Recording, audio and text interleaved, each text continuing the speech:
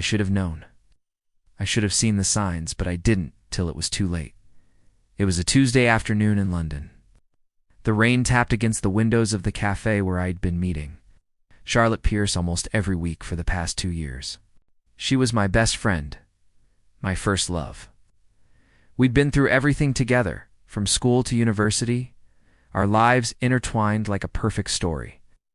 I waited for her, nursing my cup of coffee, trying to convince myself that nothing was wrong, that everything was fine. I glanced at my phone, scrolling through messages I wasn't really reading. But then I saw her name lit up on the screen. "I had to meet her today," she said. The door opened, and I looked up, expecting to see Charlotte's familiar smile. When I saw her, it wasn't the smile I was greeted with. It was Benjamin Hughes, my best friend, walking in behind her. He had his arm around her shoulders. The sight hit me like a truck. It was something I wasn't prepared for, something I couldn't have imagined in my worst nightmares. My heart dropped to my stomach, and suddenly, the room felt suffocating. I stood up, the chair scraping against the floor. "What's going on?" My voice was hoarse, barely above a whisper. Charlotte looked at me, her eyes wide, like a deer caught in the headlights. Benjamin smirked, a look of quiet satisfaction in his eyes. He was the first to speak. "Oliver, man, we need to talk." He said it like it was no big deal, like I wasn't standing here, feeling my entire world crumble to dust. My pulse thundered in my ears, drowning out his words. I took a step back. Talk about what? The words didn't even feel real. I couldn't process them. Charlotte's face flushed. "Oliver." Her voice trembled. I could barely breathe, the room closing in around me. My legs felt weak. My best friend. My childhood friend. How long? How long had this been going on? The thought seared through me like fire. "Tell me what?"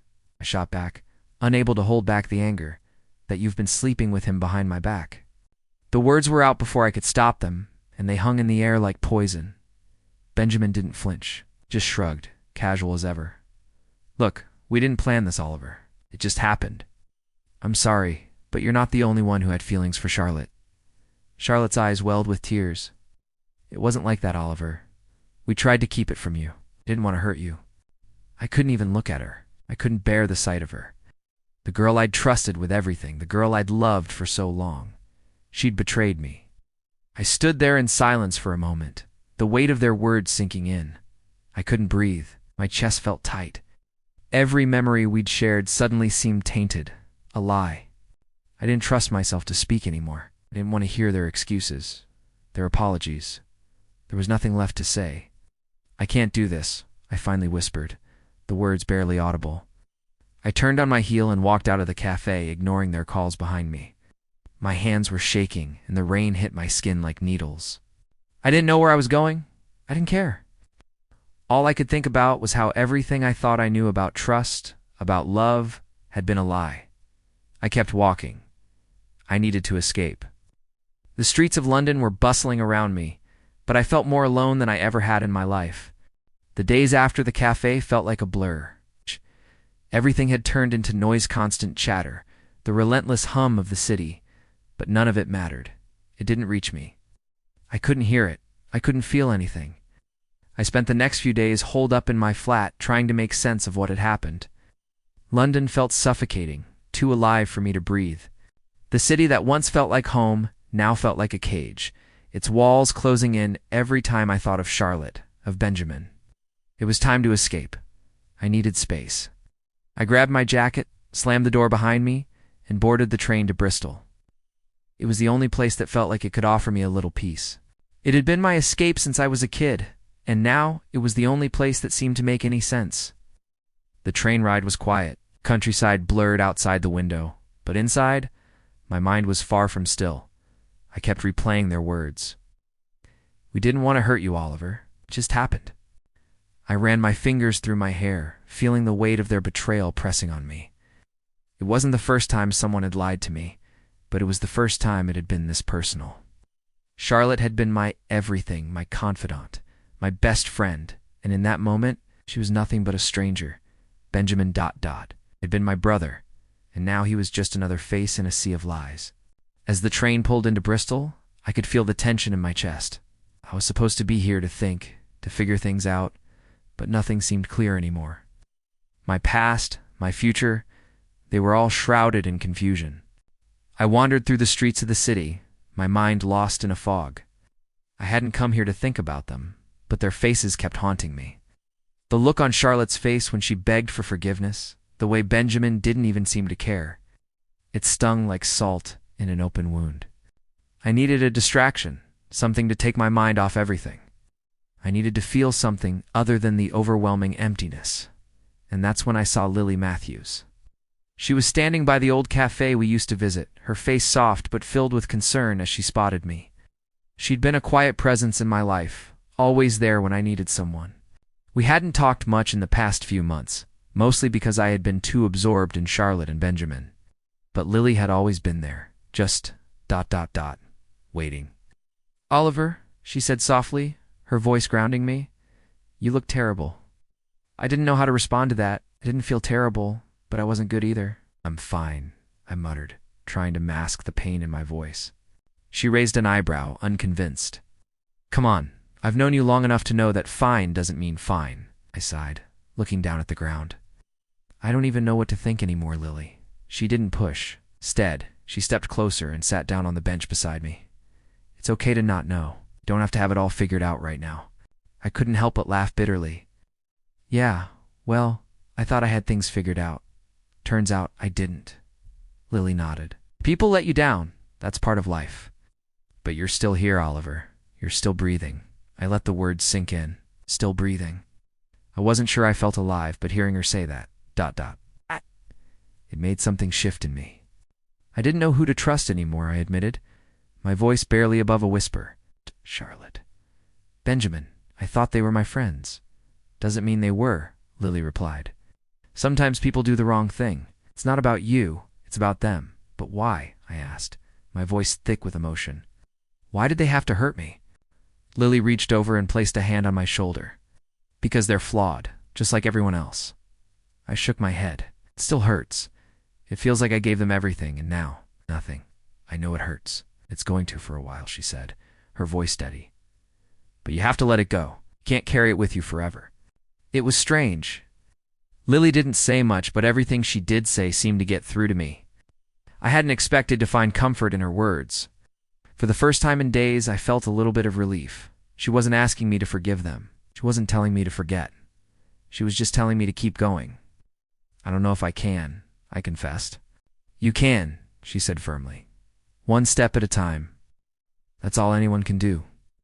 We sat in silence for a while, the weight of the conversation settling between us. I didn't feel better, but I didn't feel completely crushed either. I had something to hold on to, something solid, in the form of Lily's quiet support.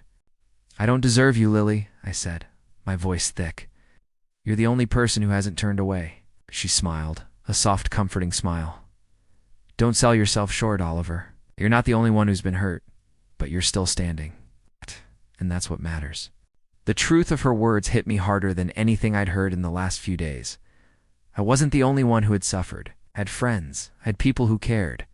And maybe, just maybe, I could start trusting again, starting with myself. We sat there in silence, but this time, it wasn't uncomfortable. It was the kind of silence that felt like a promise of something better, of healing, of moving on. And for the first time since everything had collapsed, I felt like maybe I could get through this. The first thing I saw when I walked into the charity event in Manchester was her, Charlotte. She was standing near the entrance, a glass of champagne in her hand, her eyes scanning the room. I froze, my heart immediately skipping a beat. I hadn't expected to see her, not here, not tonight. I tried to walk past without her noticing, but of course she saw me. Her eyes locked onto mine, and for a moment, neither of us moved. It was like the world had stopped spinning. All the noise from the event, people laughing, glasses clinking, the soft hum of conversation faded into nothing. It was just her and me, Oliver. Her voice broke the silence, sharp and desperate. I didn't stop. I couldn't stop. Not now. But she was fast, too fast, and before I knew it, she was in front of me, blocking my path. "Please, just let me explain," she said, her voice trembling. The sight of her was like a punch to the gut, all those memories rushing back. I wanted to scream at her to ask why she did this to me, but instead, I just stood there, staring at her. "You don't need to explain anything," I finally said, my voice colder than I intended. "I saw everything I needed to see. I'm done." Her face fell, and I could see the tears brimming in her eyes. The sight should have broken me, but it didn't. "Oliver, please." She stepped closer, her voice pleading. "I made a huge mistake. I don't know what I was thinking, but I love you. I always have." I felt a rush of anger flood through me, hot and furious. Love. She had the nerve to say that now, after everything. Shook my head, stepping back. "No, you don't get to say that. Not after what you did." She flinched at my words, but she didn't back down. I was confused. And Benjamin, he was there and it was easy. "I didn't mean to hurt you." I closed my eyes, trying to block out the words, trying to make sense of them. But they didn't make sense. They never would. I could feel the weight of her betrayal pressing down on me, squeezing all the air out of my lungs. "So that's it then?" I asked, my voice shaky now. "You just made a mistake. I'm supposed to forget everything? Forgive you and what? Move on like nothing happened?" Her hands shook as she reached out to me. "I never wanted to hurt you. You have to believe me." I stepped back, my heart pounding. "I believed you, Charlotte. I did. But not anymore." Turned away, walking toward the door, but she caught my arm. "Oliver, please don't walk away from me," she begged, her grip tight but desperate. I turned slowly, meeting her gaze, the anger in me bubbling to the surface. "You're not the one I need to walk away from, Charlotte. I need to walk away from the person I was when I trusted you." She shook her head, her voice cracking. "I don't want you to walk away from me. I just want to fix this." I looked at her, seeing the woman I once loved, the woman I thought I knew, but now she was a stranger who had betrayed me in the worst possible way. "You can't fix this," I said quietly, almost to myself. "It's broken, Charlotte. And I'm the one who has to pick up the pieces." She fell silent, tears slipping down her cheeks. I wanted to reach out to comfort her, but I couldn't. I couldn't do that, not after everything. I swallowed hard, the weight of my decision pressing on my chest. "I've given you everything. I trusted you. And now," I trailed off, shaking my head, "I can't keep doing this. I can't keep living in your shadow, always wondering if I'm going to be betrayed again." For a moment, she just stood there, staring at me like she didn't understand. And maybe she didn't. Maybe she didn't get how deeply her actions had cut me. Finally, I turned and walked away. I could hear her calling my name, but I didn't stop. The emotional conflict inside me hadn't disappeared, was still there, like a storm, swirling inside, tugging me in two directions. A part of me wanted to lash out, to make her feel what I felt, to make her pay for what she'd done. Another part of me, ... Another part just wanted peace. I didn't want to be consumed by this anger, by this hatred. I wanted to move on. I wanted control over my life again. As I left the building, I found myself standing outside, the cold air biting at my skin. I closed my eyes, letting the chill fill me, grounding me. I needed to think. I needed to make a choice. Should I let this go? Or should I fight back? I knew I couldn't let it slide. I couldn't let Charlotte and Benjamin think they could get away with this, with destroying everything I believed in. But revenge? Was that the answer? I wasn't sure yet, but I knew one thing for sure. I wasn't going to let them destroy me. Not anymore. The choice was mine to make, and I would choose to take control of my life, no matter what it took. I spent the next few days trying to piece together what I had been blind to for so long. Charlotte's betrayal wasn't just personal, it was part of something much bigger. Could feel it creeping under the surface. The more I thought about it, the more I realized how deep this ran. I sat at my desk in my flat, my mind buzzing with possibilities. Charlotte had been more than just my childhood friend. She was involved in something with Harrison Blackwell, someone I'd heard of but never really paid attention to before. But now it was clear he was a central figure. I pulled out my phone and started searching for any information on Blackwell.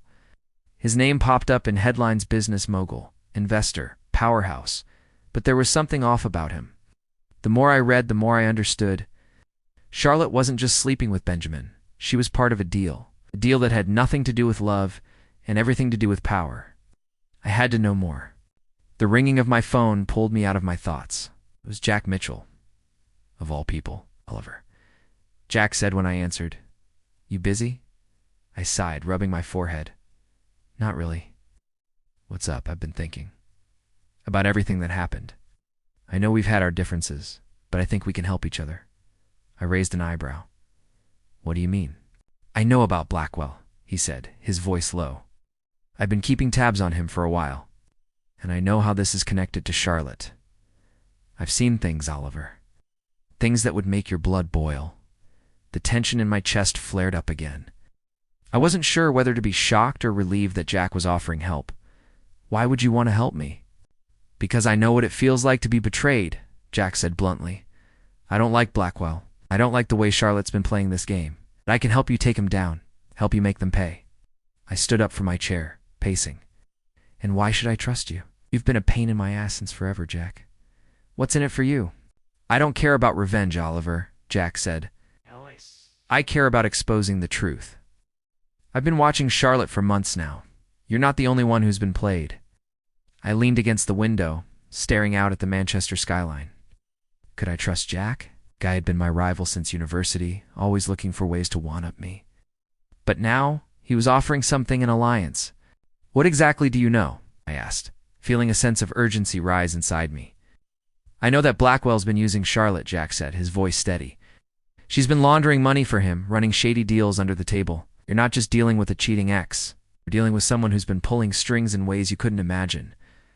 I felt a knot tighten in my stomach. This wasn't just about betrayal anymore. This was bigger. "Where do we start?" I asked, my voice low with determination. "I've got connections," Jack said. "I'll get you the information you need. But you have to promise me one thing, Oliver." "What?" "Don't let revenge consume you. We do this right.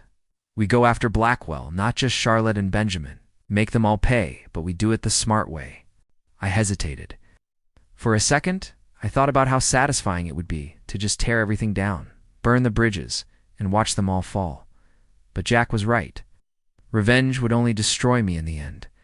I couldn't let my anger control me. I had to stay focused. "I'm in," I said, my voice firm. "But only if we do this carefully, only if we bring them down the right way." Jack's tone softened. "Good will make them regret what they did to you, Oliver." As I hung up, I couldn't help but feel a spark of something hope. Maybe, for the first time in weeks, I felt like I had a plan. I was no longer a victim in this game. I was going to play my own hand. The next few days were a blur. Jack and I met up at a cafe on the outskirts of Bristol, where he gave me the first piece of the puzzle. Blackwell had been laundering money through a fake charity, something that was linked directly to Charlotte's family business. Everything clicked into place. This wasn't just a personal betrayal. Charlotte had been a pawn in a much larger scheme, one that Blackwell had orchestrated from the shadows. I could feel the rage bubbling up again.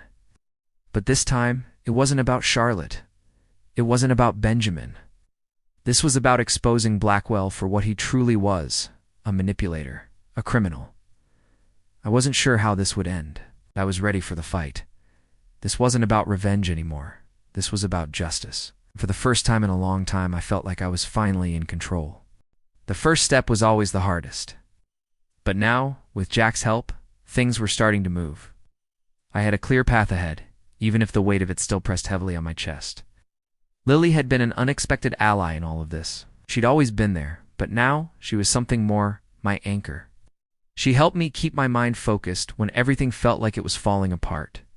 I met her at a cafe in Cambridge, the same one we'd gone to after long nights of exams, where we'd laughed at nothing and everything. But today, the air between us was heavy, the weight of what we were about to do pressing down on both of us. "Ready?" she asked, looking at me over the rim of her coffee cup. I nodded, though the question still lingered in the back of my mind. Was I ready? Was I really ready to go up against someone like Harrison Blackwell? "I'll be ready when Blackwell falls," I said, more determined than I'd ever been. "It's time we expose him for what he is." Lily smiled, her gaze steady. "We've got this." We'd spent the last few days compiling everything we could on Blackwell, his business dealings, his connections with Charlotte, the dirty money, but I knew it wasn't enough. We needed something big, something that would take him down for good. Jack had come through on his promise. He'd uncovered a trail of illegal transactions tied to Blackwell's charity. A charity that was supposed to be funding education for underprivileged children, but was actually laundering money from fraudulent business deals. I had the evidence, and now I was ready to make it public. I think it's time to go public, I said, pushing my phone across the table. We have the proof. We can take him down. Lily looked at the screen. This could ruin Charlotte. I felt a pang of guilt, but I pushed it away.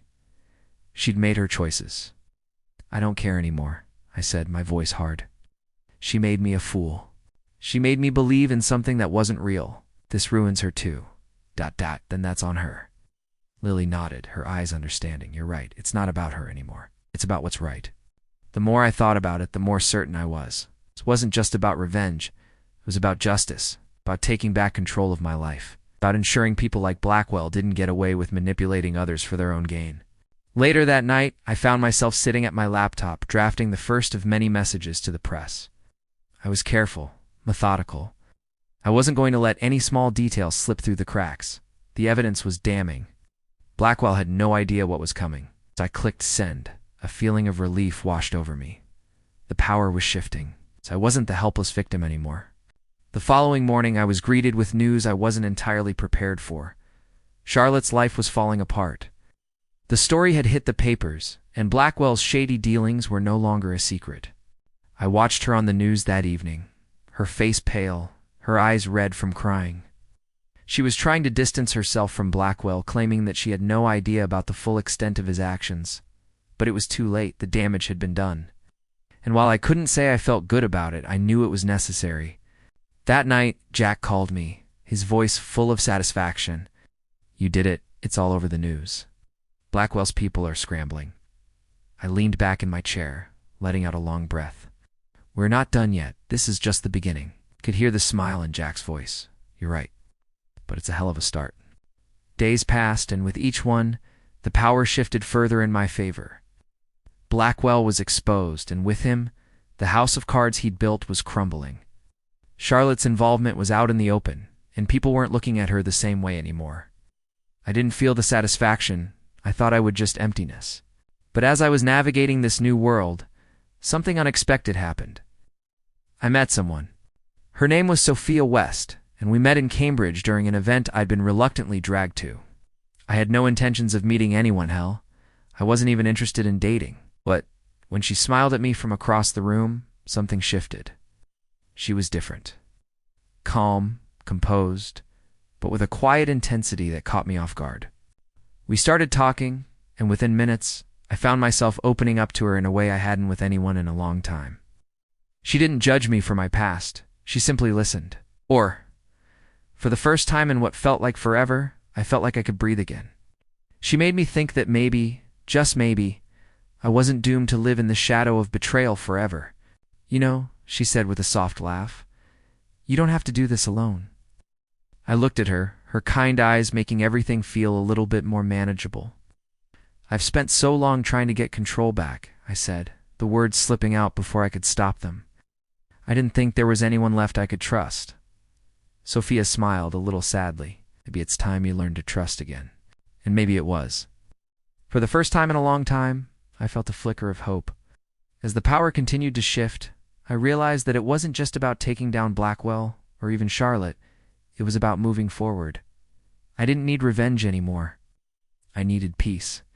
I didn't expect satisfaction when it all came crashing down. It's not like this. Benjamin and Charlotte were both out of the picture. The press had eaten them alive. Blackwell's empire was crumbling, and everything that had felt like a whirlwind of emotion now seemed ... distant. The satisfaction I'd anticipated was nowhere to be found. Instead, I was left with a strange sense of emptiness.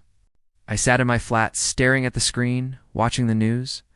Charlotte's face was pale, her eyes red from crying. Benjamin was being interviewed on the other side of the world, trying to spin the narrative in his favor.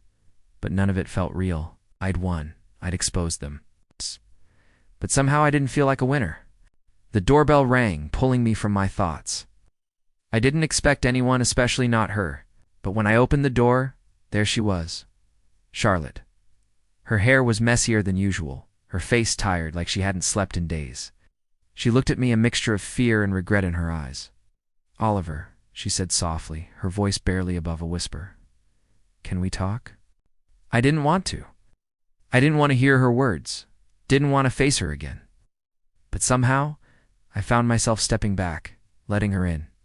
I couldn't bring myself to say, "No, not yet." She walked in slowly, her hands clasped together, like she was trying to hold herself together. "I know I don't deserve this, but I had to come." She paused, looking for the right words, but there were none. "I've ruined everything." I closed the door, turning to face her. "No, you don't have to say anything, Charlotte," I said, my voice tight. "I've already said enough." She winced, her eyes brimming with tears. I know what I've done to you. I just need you to know that it wasn't what I wanted. I never meant to hurt you." I couldn't look at her. Every word she spoke was like a knife twisting in my chest. "It doesn't matter now. Did you hurt me?" "I know," she whispered, and her voice cracked. "But I regret it, Oliver. More than anything. I wish I could take it all back." I felt a sting in my chest. I should have been happy to hear those words. I should have felt vindicated. But instead I just felt tired. "Why now?" I asked, my voice steady, but filled with the weight of the past. "Why come here, after everything?" She shook her head. "Because I'm lost. I don't know who I am anymore. I let everything go, and now it's too late. I've ruined everything." I wanted to say something. I wanted to tell her that her regret meant nothing to me, that I didn't care. But I couldn't bring myself to say it. The anger I'd held on to for so long didn't feel like it mattered anymore. "I never stopped loving you, Oliver," she continued, her eyes pleading for something I couldn't give her. "Even when I made all the mistakes, even when I lied, I thought I could fix everything, and now it's too late." I took a deep breath, forcing the words out. "Charlotte, you had your chance. I gave you everything, and you threw it away. You don't get to come back and pretend that everything can be fixed just because you regret it now." Her tears fell freely now, and she stepped closer, her voice desperate. "Please, don't say that. I'm sorry for everything. I never wanted to hurt you." I looked at her, but I couldn't find the anger I thought I would. Instead, I just felt ... nothing. "You had your chance, Charlotte," I said again, quieter this time. "I can't keep living in the past. I've spent enough time there already." For a long moment, we stood in silence, the weight of everything hanging between us. And then I did something I hadn't thought I would ever do. I reached out and touched her arm, just for a moment. "I forgive you," I said. And the words tasted strange on my tongue. "But I can't let you back in." She nodded, her face a mixture of relief and regret. "I understand. I needed you to know that I'm sorry." I stepped away, my heart heavy but clear. "You've told me, and now, I need to move on." I opened the door, and she stepped out into the night, her figure disappearing into the darkness. I closed the door behind me, leaning against it, my breath shaky. I didn't feel happy. I didn't feel angry. I just felt exhausted. The storm had passed, but the damage was still there. The scars wouldn't disappear, but they didn't need to. I didn't need revenge anymore. I didn't need to punish Charlotte. What I needed was peace. And for the first time, I felt like I was on the road to finding it. The days after Charlotte left were quiet. Too quiet. My life had been in turmoil for so long that the calm felt almost wrong. I sat in my flat in London, looking out at the busy street below. The noise of the city should have comforted me, but it didn't. I was tired of the noise. I was tired of the memories. I needed something new. And then there was Sophia. I hadn't expected to meet anyone, especially not so soon after everything had happened. But there she was, in the same cafe where I used to go to drown my thoughts in coffee and silence. At first, it was just small talk. She smiled at me when I sat down, her presence soft, easy. Something about her made me feel like I could breathe again. But it wasn't until the conversation drifted into deeper territory that I realized just how much I needed someone like her in my life. "I'm sorry," she said one evening, her voice steady, but with a hint of concern. "You seem like you're carrying a lot of weight." I smiled, a bitter laugh escaping my lips. I'd been carrying it for too long. She didn't press me. Instead, she just nodded, and for the first time in weeks, I felt like I wasn't alone. It had been a few weeks since that first conversation, and I found myself spending more time with Sophia. We'd met for coffee, went on long walks through London, and talked for hours about everything and nothing. I still wasn't sure if I was ready for a relationship. But there was something about her, something real, that made me feel like I could take a step forward. "Oliver, I know this might sound strange," she said one night. "Sitting across from me in a quiet corner of a restaurant, but you seem like someone who's been through hell. I don't want to push, but I think you deserve something better." I could feel the weight of her words. "You don't even know me." "I know enough," she replied, her eyes kind but firm. "You've been holding on to something that doesn't serve you anymore. You've been angry, and you have every right to be. But I can see you want something else. You want peace." The words struck me harder than I expected. She was right. I had spent so much time holding on to my anger, letting it consume me. But now I was starting to see that maybe there was more to life than the constant battle with my past. "I don't know if I'm ready," I admitted, looking down at my hands. Sophia reached across the table, her fingers brushing mine. "You don't have to be. Just take your time. But don't let the past steal your future." I swallowed hard. Her words echoed in my mind long after we parted ways that night. London had been my home, but it had also been a place of pain. I wasn't sure if I could ever truly let go of the past, but maybe it was time to stop letting it control me. The next few days were a blur. I focused on work, on making small changes in my routine. I threw myself into the things that had once brought me joy. Slowly, I began to feel like myself again, like I was no longer living in the shadow of everything that had happened. Sophia was there, like a quiet constant. We spent more time together, and with each conversation, I felt the tension in my chest ease. But there was still a part of me that hesitated. The anger was still there, lurking in the background. The resentment I had for Charlotte, for Benjamin, it didn't disappear overnight. But Sophia, ... She made it easier to breathe, to move forward. One evening, as we walked through London's busy streets, I found myself looking at her differently. I wasn't just talking to someone anymore. I was beginning to feel something that wasn't weighed down by the past. Something new. "I know I've been holding back," I said, my voice low, "but I think I'm ready to stop." She looked at me, a small smile playing at the corner of her lips. "Ready to stop holding back, or ready to start something new?" "Both," I said, feeling a strange sense of relief. Maybe it's time for me to let go. The days that followed were different. For the first time, I felt like I was living in the present.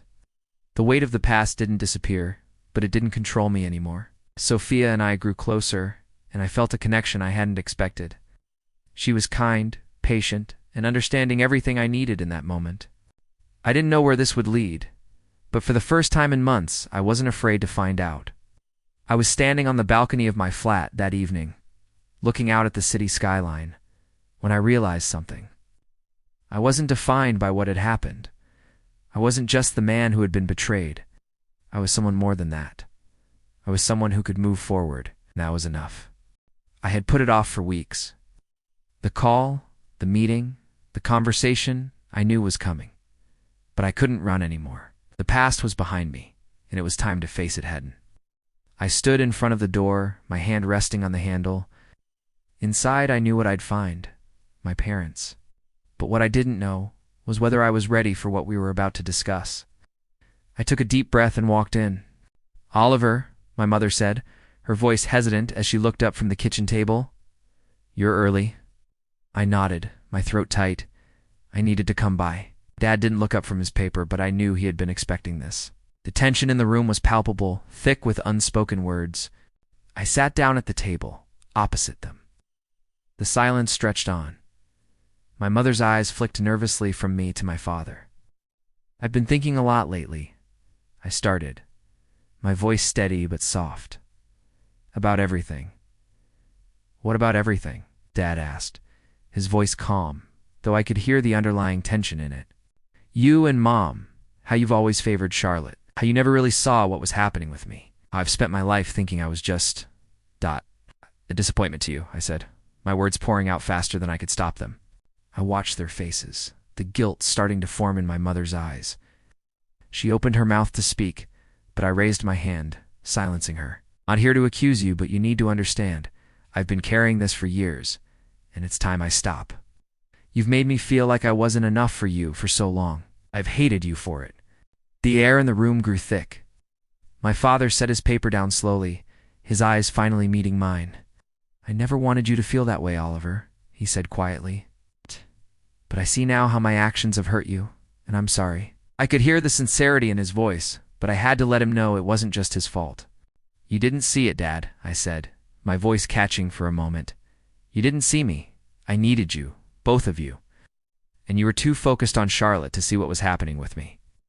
Mom wiped her eyes, her voice trembling. I never wanted to hurt you, Oliver. I thought I was doing what was best. But I see now, ... I interrupted her, my eyes focused on the ground as the words slipped out. I know you didn't, but it still hurt. I was lost, and you didn't even notice. The silence between us felt suffocating, but it was necessary. They needed to hear me, and I needed them to understand. I'm not asking for forgiveness, I continued, my words slow and deliberate. I don't need it from you. But I need you to know the truth. I've been angry for so long, angry at you, angry at Charlotte and myself, and I can't keep carrying it. For the first time, my parents didn't try to explain themselves, didn't offer excuses. They just sat there, listening. And for the first time, I felt like I was being heard. Maybe ... Maybe you didn't know what I needed, I said, my voice softer now. But I've learned to let go of that. I've learned that it's not about what you did or didn't do. It's about me and what I choose to carry. Mom's voice cracked. I'm so sorry, Oliver. I don't expect you to forgive us, but we should have done better. We should have been there for you. I looked at them both, taking a deep breath. I've forgiven you. I've forgiven myself. There it was, the closure I hadn't known I needed. I had been holding on to resentment for so long, and now I finally felt it lift. It wasn't easy, and it wasn't perfect, but it was real. I stood up, my body feeling lighter than it had in months. I'm going to leave now, but I want you both to know I'm okay. They both stood with me, my mother's arms reaching for me.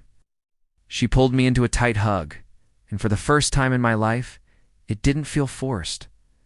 It felt like it was meant to be. I love you, Oliver, she whispered.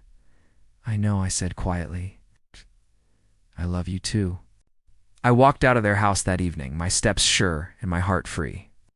For the first time in a long time, I wasn't carrying the past with me. I was walking towards something new. The night was calm as I walked through the streets of London, the city alive around me, but somehow quieter in my mind. I had been running from my past for so long, but now I felt like I could finally breathe. When I met Lily that night, I told her everything.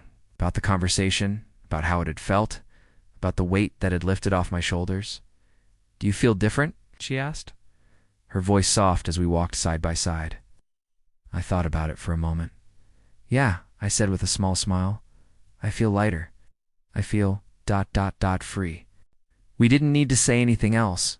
We just walked, letting the silence between us speak louder than words.